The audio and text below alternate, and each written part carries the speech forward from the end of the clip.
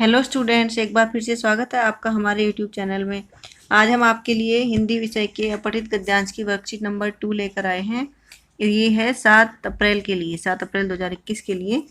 तो सबसे पहले यहाँ पे आप अपना नाम लिखेंगे, उसके बाद यहाँ पे अपना कक्षा अध्यापक का नाम, अपने टीचर का नाम। तो अपठित गद्यांश होता है जो हमारे बुक में जो नहीं लिया जाता, अनसीन पैसेज कहीं से भी बाहर से भी हमारे एग्जाम में जो आता है, जो हमने पहले नहीं पढ़ा होता है, उसे हम अपठित गद्यांश कहते हैं। तो आज हम आपके लिए अपठित गद्यांश लेकर आए हैं वर्कशीट में। निम्नलिखित गद्यांश को ध्यानपूर्वक पढ़िए और पूछे गए प्रश्नों के उत्तर दीजिए। तो अब हमने इसको पढ़कर फिर नीचे दिए गए प्रश्नों के उत्तर देने हैं। तो ये हमारा जो अपठित गद्यांश है, ये राष्ट्रीय एकता और अखंडता को लेकर है। जैसा कि हम सभी जानते हैं, हमारे देश में कई तरह के जाति, धर्म, संप्रदाय निवास करते हैं। तो इसी टॉपिक को लेकर ये अपठित गद्यांश है। राष्ट्रीय अखंडता का तात्पर्य विभिन्न जातियों, संप्रदायों और धर्मों, भाषाओं और क्षेत्र की विविधता के बावजूद एक राष्ट्र की भावना से है। किसी भी तरह की अलग अलग तरह की कोई भी जाति और संप्रदाय हो, लेकिन इनके बावजूद भी हमारा जो राष्ट्र है वो एक है। और हमारी इसी भावना का, राष्ट्रीय अखंडता का मतलब है हमारा यही भावना कि हम एक राष्ट्र की भावना से बंधे हुए रहते हैं। किसी भी देश की ताकत और प्रगति के लिए सभी समाज और समुदायों के बीच एकता और सामंजस्य की भावना होना बहुत जरूरी होता है। अगर एकता नहीं होती है तो देश में अशांति हो जाती है, हमारा सामाजिक जीवन जो है वो अस्त व्यस्त हो जाता है। यह एक देश में रहने वाले सभी लोगों के बीच आपसी संबंधों को मजबूत करती है। जो राष्ट्रीय भावना होती है, जो एक राष्ट्र की भावना होती है, राष्ट्रीय अखंडता की भावना होती है, ये हम लोगों के आपस के संबंधों को मजबूत करती है।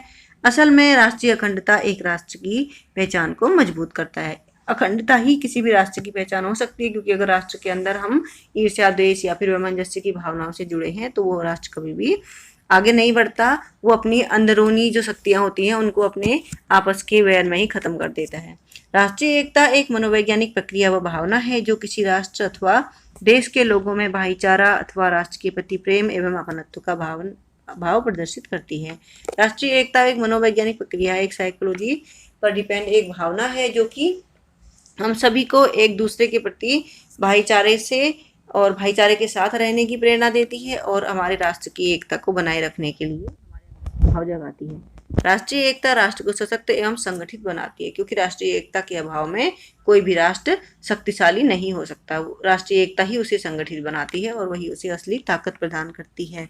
राष्ट्रीय एकता ही वह भावना है जो विभिन्न धर्मों, संप्रदायों, जाति, वेशभूषा, सभ्यता एवं संस्कृति के लोगों को एक सूत्र में पिरोए रखती है।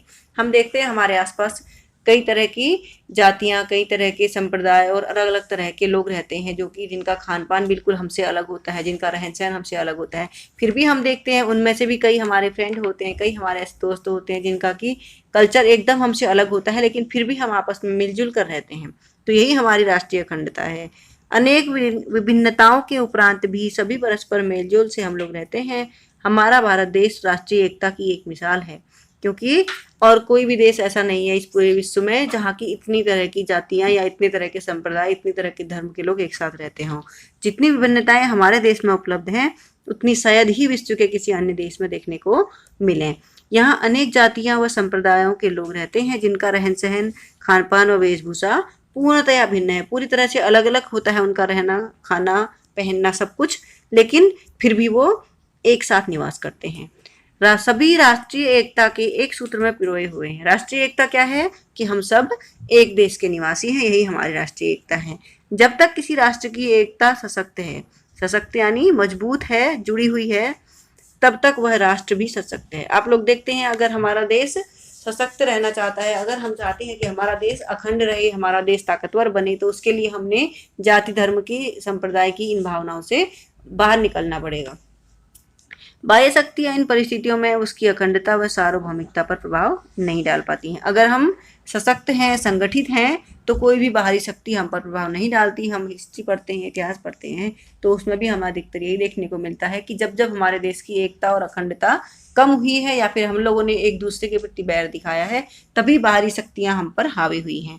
परंतु जब जब राष्ट्रीय एकता खंडित होती है, तब तक उसे अनेक कठिनाइयों से जूझना पड़ता है। जब भी हमारी राष्ट्रीय एकता में बाधा आती है, हमारी राष्ट्रीय एकता में कमी आती है, तो हमें इन सब चीज़ों से जूझना पड़ता है। अब हमारे अपठित गद्यांश पर आधारित प्रश्न हैं, इन्हें हम देखेंगे। सबसे पहले है राष्ट्रीय अखंडता का क्या तात्पर्य है। राष्ट्रीय अखंडता क्या है?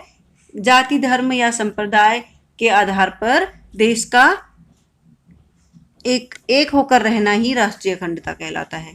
राष्ट्रीय एकता का राष्ट्र पर क्या प्रभाव पड़ता है? राष्ट्रीय एकता का राष्ट्र पर क्या प्रभाव पड़ता है?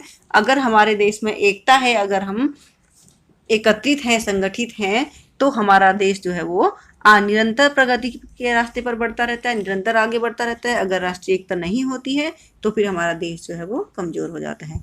हमारा देश भारत राष्ट्रीय एकता की एक मिसाल है। कैसे? क्योंकि हम सभी जानते हैं, आप भी जानते हैं, मैं भी जानती हूँ ये बात, कि हमारे देश के जितने भी लोग रहते हैं, जितनी तरह के लोग हमारे देश में रहते हैं, अलग अलग धर्म के, अलग अलग संप्रदाय के, अलग अलग जाति के और अलग अलग रहन सहन और खान पान के साथ, इतना किसी भी अन्य देश में नहीं है। और इसीलिए हमारा देश जो है वो राष्ट्रीय एकता की एक मिसाल है। राष्ट्रीय एकता के खंडित होने के क्या परिणाम होते हैं? अगर हम अपने इतिहास पर नजर डालते हैं तो हम देखते हैं कि राष्ट्रीय एकता खंडित होने के साथ ही जो बाहरी शक्तियां होती हैं वो हम पर हावी हो जाती हैं। वो हमारी अखंडता को कम होता देखकर हम पर दबाव डालती हैं और हमें उसका बहुत ही बुरा परिणाम झेलना पड़ता है। अब है उपरोक्त गद्यांश का उपयुक्त शीर्षक लिखिए। उपरोक्त पूरे गद्यांश को पढ़कर आपके मन में जैसे लगता है कि हम इसका एक उचित शीर्षक क्या इसको हम दे सकते हैं। जैसे हम राष्ट्रीय एकता के बारे में पढ़ रहे हैं तो इसका हम शीर्षक रख देंगे अखंड भारत, या फिर राष्ट्रीय एकता, या फिर सशक्त भारत। हम कुछ भी, आपको जो लगता हो इस पूरे पैराग्राफ को पढ़कर कि हम